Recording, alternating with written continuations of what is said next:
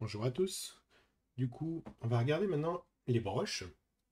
Alors les broches, vous allez les trouver dans cette icône. Lorsque vous cliquez dessus, il va vous ouvrir une fenêtre avec toutes les broches qu'il comporte, que cette broche vous propose par défaut. Alors, on va en utiliser certaines plus que d'autres, qui sont très souvent utilisées. On va commencer par exemple par la clé build-up. On la sélectionne, on voit que l'icône a changé. Quand on enlève notre souris, on voit qu'il nomme clé build-up. Et si vous commencez à faire quelque chose, on voit qu'il y a une déformation qui arrive. Ouais, d'accord. On regarde, oui, effectivement, ça fait quelque chose. Alors pourquoi c'est si petit et si moche? C'est qu'en fait, ça manque de résolution. Si j'active ce qu'on peut appeler le fil de fer, le wireframe en anglais, on voit qu'effectivement, ma résolution est très faible. Donc, en ayant une résolution très faible, mon sculpte ne peut pas être très joli. Il va être trop brut. Je vais masquer le polyframe pour le moment. Je vais revenir en arrière. Et ce qu'on va faire, pour avoir une sculpture digne de ce nom, il va falloir augmenter notre résolution. Et ça va se passer dans géométrie. Parce qu'on va augmenter le nombre de wireframes qu'il y a. Et là, vous avez un gros bouton qui s'appelle Divide. Alors, qu'est-ce qu'il va faire? Il va faire, je vais le dessiner. On va essayer de faire ça comme ça. Je vais vous l'afficher. Voilà. C'est lorsqu'on va cliquer sur ce bouton-là, il va prendre votre PC, il va prendre chaque polygone et il va le diviser en deux. Celui-là, il va faire pareil. Tac, diviser en deux. Et ça, il va le faire pour tous les polygones. Donc, votre nombre du coup de polygones, si vous avez bien compris, va être multiplié par 4. Donc, votre résolution, mathématiquement, va être plus grande. Donc, on va le faire. Hop, je me remets en mode pour le tuto. J'enlève le wireframe. J'appuie sur Divide. Il va se passer donc deux choses. Il l'a divisé. Et là, il vous a mis SDiv de subdivision. Ça veut dire vous avez deux levels de subdivision. Le premier, le deuxième. Quand on regarde le deuxième, on voit qu'effectivement, en s'approchant, il a bien divisé notre polygone en deux. Tous les polygones en deux. Ce qui va nous permettre, du coup, comme ça, d'avoir, on va tester une meilleure résolution. C'est un peu plus fin, mais c'est pas encore ça. Donc je fais deux fois CTRL Z pour revenir en arrière. On va refaire un divide jusqu'à obtenir une résolution assez fine. Divide. Là j'en ai fait 5. Et là, effectivement, on voit que, à part sur les bords, ça reste. On peut commencer à voir quelque chose de sympa. On peut toujours refaire encore un divide pour l'exemple. Pardon. Divide. J'en suis à 6. Voilà. Là, pour l'exemple, pour vous montrer comment marchent les broches, ça va être sympa. Donc, ce qu'on a fait, on a subdivisé notre mèche. Et ce qui est bien, c'est qu'on peut revenir en arrière. Tac, tac, tac, tac. Ça, c'était notre mèche de départ. Et on en est arrivé avec force de subdivision 6, en l'occurrence, à ça. Donc, notre broche, on voit qu'elle se comporte. Il y a trois choses qui vont, même quatre. Et puis là, ça va être de la matière. Il y a la broche en elle-même. Vous allez voir, je vais en prendre une autre pour vous montrer. On va regarder, ces petites icônes vont changer. On prend par exemple une broche qui va faire des traits plus fins comme la dame standard. Vous voyez? Et certaines choses qui ont changé. Parce qu'au fait, dans notre broche, alors, je vais expliquer ça plus tard, je vais mettre en mode gris pour qu'on voit mieux mon petit cercle. Il faut s'imaginer que cet alpha, ce petit point blanc qui va du blanc au noir, il se trouve dans mon cercle rouge, du plus externe jusqu'à l'interne. Et le blanc va creuser et le noir ne va rien faire. Le noir va rester sur la surface de mon cube. Là, sur cette broche, ça creuse, alors que sur l'autre, elle a été conçue comme ça, sur la clé build-up, le blanc va monter par contre, et le noir, enfin, là on le voit pas, mais ça, il y a un léger dégradé, là on le voit mieux, jusqu'au noir va rester sur notre broche, sur notre cube de départ. Donc au fait, on s'aperçoit que déjà les broches ça on peut dire que c'est comme la mine de notre broche, notre pinceau. Une mine de pinceau, on repassera. Mais selon celle que vous allez sélectionner, vous allez avoir des alphas différentes qui vont agir comme des mines. Par exemple, là j'en vois une un peu étrange, la RAC. On voit que les alphas ont changé. Donc il faut s'imaginer que ces alphas se situent sur notre cercle rouge. Et quand on va tirer, eh bien, il va les appliquer avec le blanc pour celui-ci va apporter de la matière. Et plus ça va devenir noir, enfin la gris en l'occurrence, plus ça va s'approcher de zéro. Donc au fait, déjà, on va voir que on voit que les alphas, ce sont des images en noir et blanc qui sont de, je crois, 512 par 512 pixels. Vous pouvez vous-même les créer sous Photoshop et les importer après. Vous pouvez faire vos propres alphas et les importer dans vos broches. Et c'est comme ça qu'on va pouvoir creuser, qu'on va pouvoir modeler. C'est la façon de fonctionner de ZBrush. Lorsque je reprendrai une plus simple, la clé build-up, la fameuse, lorsque je vais commencer comme ça à tirer, on voit que ça apporte de la matière. Il y a une option, toutes les broches longs, quand vous allez appuyer sur Alt, il va faire l'inverse. En gros, dans le logiciel, il va inverser le noir et blanc. Donc, il va creuser. On prend la broche par exemple, qu'on a vu tout à l'heure, c'était la dame standard. Par défaut, la dame standard, elle creuse, elle a été faite comme ça. Si j'appuie sur Alt, bah, elle va faire l'inverse. Elle va monter. Quand je dis monter, elle va apporter de la matière. Donc c'est comme ça qu'on va creuser et apporter de la matière rapidement. Du coup, une broche peut servir pour deux choses complètement différentes, vu que c'est l'opposé. Et on va regarder du coup toutes les propriétés d'une broche, les plus basiques. Hop, on va se mettre comme ça. J'efface un peu tout. On voit par exemple que la dame standard, lorsqu'on l'a appelée, là il y a quelque chose qui s'appelle Z sub, comme Z, bon, comme le Z c'est la profondeur et sub c'est subtraction pour. C'est-à-dire qu'elle va creuser. Si on appuie sur Add, ça va apporter de la matière. Oui, ok. Là il me dit que en fait, j'ai fait 25 retours en arrière, donc il me prévient, attention, si vous recommencez à partir de là, vous allez perdre 25 pas dans l'historique. Ok. Donc si je remets Z sub, je crois qu'on peut dire, là il va recreuser.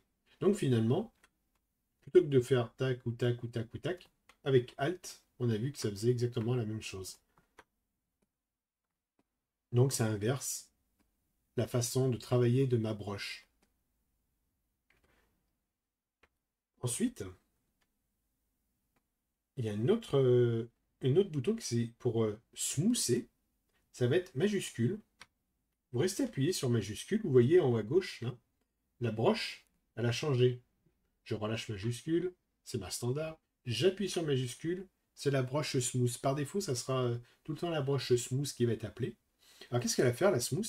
Elle va venir réadoucir, comme mettre un petit peu un coup de flou sur nos pixels. Et là, c'est là où vous allez aussi gérer la force avec laquelle vous allez appuyer sur votre stylet. Si vous appuyez très fort, elle va venir faire un smooth très puissant. Si vous appuyez légèrement, elle va juste venir adoucir un petit peu les contours. Donc ça, c'est intéressant à savoir. Ensuite, tac, vous avez, pardon, la force d'une broche. La force de la broche, ça va être Z Intensity. Par défaut, elles en ont toutes une. Peut-être me mettre avec la clé build-up pour que ce soit un peu plus voyant. Si je la mets à, bon, si je la mets à 0, comme ça, on va voir les extrêmes, ça fait rien. Elle n'a pas de force. Si je pousse ma force à 100%, vous voyez, elle a tiré un gros paquet de matière. Donc vous pouvez aussi venir jouer avec la puissance entre ça va être la puissance, on va dire, maximale lorsque votre stylet sera enfoncé on va dire à fond la caisse, quoi. Lorsque vous allez écraser au plus fort votre stylet, elle ira à 22%. Si vous mettez à 100%, on peut quand même faire des douceurs, mais il faut être voyez, très fin, très finement. Et plus on va écraser, plus elle va avoir des poussées de matière jusqu'à des formations. Après, on appuie sur majuscule, on peut faire du smooth.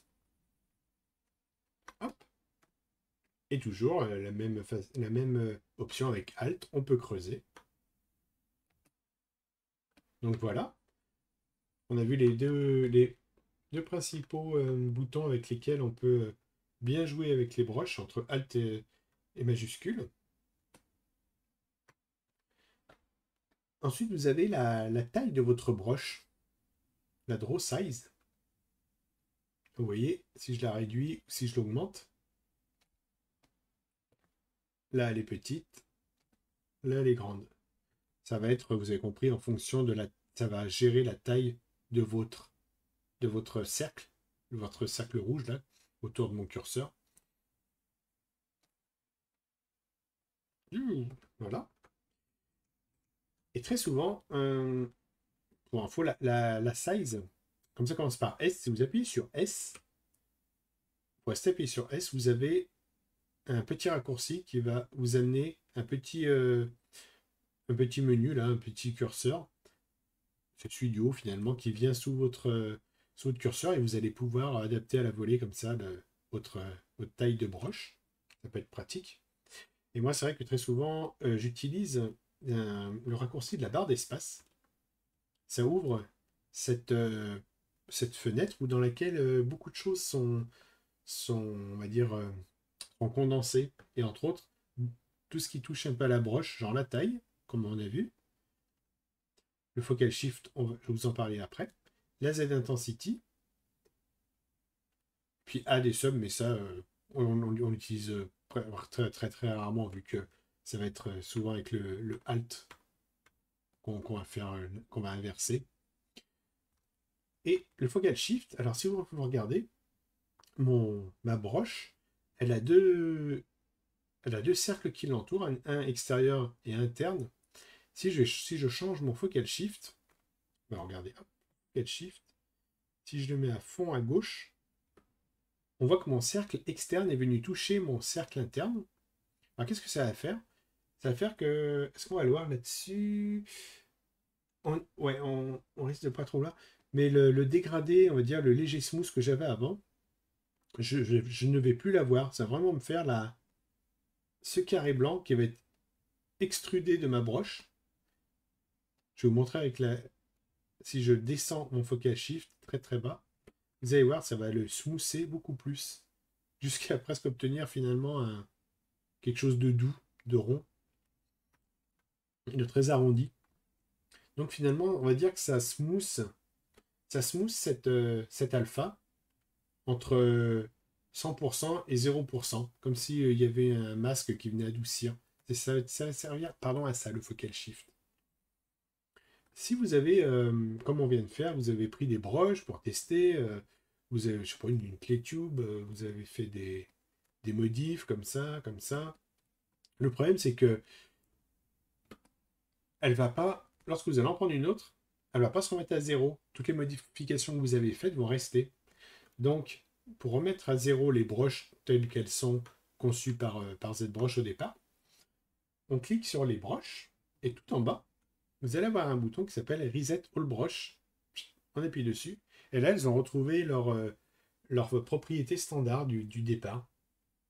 Donc, ça peut vous permettre comme ça d'avoir de faire des tests et puis de revenir sans vous tracasser aux broches, aux propriétés des broches par défaut qu'elles avaient. Donc, on a vu dans cette vidéo ensemble une broche, comment ça fonctionnait, comment on pouvait en changer, à quoi servait l'alpha d'une broche. Et du coup, je ne vous ai pas montré, je vous ai expliqué à quoi elle servait l'alpha, mais on peut aussi du coup prendre une autre alpha qui nous est proposée, et puis cliquer dessus, ça la charge, et là, vous allez voir, vous allez obtenir, comme si vous aviez changé un peu la mine de votre crayon, il projette cette alpha-là. Donc là, si vous voulez avoir une projection de cette alpha, ça marche mais en continu. Ce qu'il faut changer pour avoir une projection sans être en continu, ça va être le mode justement de comment est appliqué cette alpha. Ça va se trouver là-dedans, dans le stroke. Là, vous allez par exemple avoir drag rect, c'est-à-dire que vous cliquez, vous glissez. Je tire toujours avec mon stylet qui écrase qui a la mine sur la tablette. Et plus je vais tirer, plus ça va s'agrandir. Donc ça, ok. Ça, c'est un mode qui peut être intéressant pour faire des textures de peau, des choses comme ça. Comme on a vu, si ça vous plaît pas, vous dites, oh mais c'est trop faible, je vois rien. Pas de problème, on monte un peu l'intensité. Allez-y pas trop d'un coup, peu à peu, parce que ça peut être très, très sensible. Donc voilà, là, je sais pas, votre dinosaure peut avoir ça comme grain de peau. Et sans oublier que si vous faites avec Alt, vous allez pouvoir creuser. Ça me fait penser un peu à la Lune, là, des choses comme ça, ou des petits bouts de bois un peu croqués. Et à vous de après de trouver des alphas qui vous plaisent. Vous pouvez les tester aussi, hein, voir ce que ça donne. Là, vous allez peut-être mieux comprendre avec ça. Je vais vous montrer l'utilité du focal shift. Là, mon focal shift, je vais même vous le mettre à 100. Là, on voit vraiment comme si c'était projeté, cet alpha était projeté. Si je veux supprimer un peu cette bordure trop nette, je vais chercher jusqu'à quel focal shift il faut que je descende afin d'avoir, vous voyez, il commence à s'estomper, afin d'avoir le moins possible ces bordures. Pas focal shift, pardon. Comme ça. Donc vous pouvez faire comme ça peut vous aider à faire ça. Ou sinon, vous pouvez aussi après reprendre, reprendre votre alpha, je crois que c'est celle-ci par défaut, et puis venir faire du smooth sur les bords pour pas qu'on voit le trait de l'alpha carré qu'on avait projeté. Ça peut marcher aussi. Donc voilà comment vous allez pouvoir jouer avec les alphas, faire des textures de peau, sachant que les alphas, vous allez pouvoir en trouver sur des sites. Il me semble qu'il y en a quelques-uns gratuits parfois sur ArtStation. Et puis après, vous pouvez vous les faire vous-même aussi. Hein. Passer des choses en noir et blanc qui passent bien, les importer avec ce petit bouton Import. Et après l'appliquer. Donc voilà, n'hésitez pas à faire des tests, des choses comme ça. Vous allez voir comment ça fonctionne. Ça va être, de toute façon, cette broche, plus vous allez le tester, plus vous allez comprendre comment ça fonctionne. Il y a une partie effectivement où il faut regarder pour comprendre, mais une grande partie où il faut tester par vous-même, les focal shift, parfois ça a été un petit peu flou pour moi pendant un moment. Et avec ce genre d'alpha, comme ça j'ai compris à quoi ça servait surtout. Donc voilà, on a fait un bon tour sur le basique des broches. Et du coup, après, ce qui va nous rester à faire, à voir, pardon, ça va être comment faire ça, les textures, à quoi sert ce petit bouton. C'est pas, ça va être des boutons qui va vous appeler en fait des matériaux. Quand vous passez dessus, il vous met en haut une petite une image, une icône de votre mèche et à quoi il va ressembler si vous lui appliquez ce matériel. Ce matériau, pardon. Là, un lingot, hop, ça va être, on voit tout de suite à quoi ça correspond. Ça va être pour lui mettre du coup des textures à vos mèches. Ça peut être intéressant. Alors, très souvent, moi je prends par défaut c'est Matcap Red, mais on l'a un peu trop vu. Donc très souvent maintenant je passe en Matcap Grey, c'est plus doux, je trouve, c'est moins agressif pour les yeux.